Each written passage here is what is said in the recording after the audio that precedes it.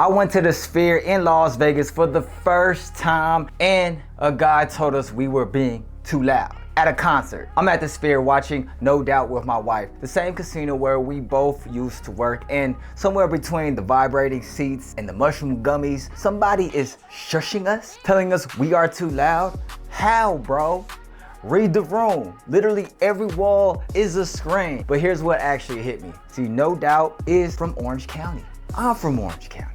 And I'm sitting inside the most advanced entertainment venue on the planet, watching them perform, and I had to be reminded of that. When you've been gone long enough, you forget what your hometown produced. I grew up around the same culture, the same vibe, the same streets, and somebody from there made it all the way here to the Sphere, doing what they love to do. And that is not inspiration, that is a receipt. Proof that the thing you are building is not crazy. It's just not done yet. Most people see a show and say, that was amazing, and then go home.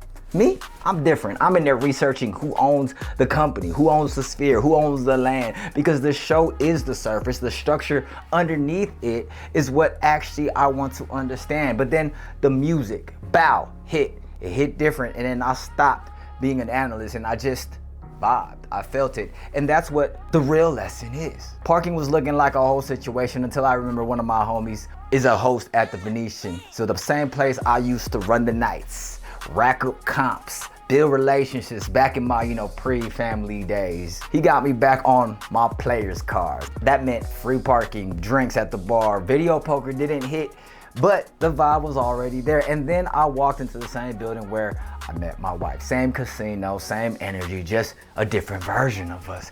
Now she's talking stocks and Bitcoin with me over morning tea while the kids come downstairs one by one. That's the full circle I didn't plan for. And I left that show wanting to build a band.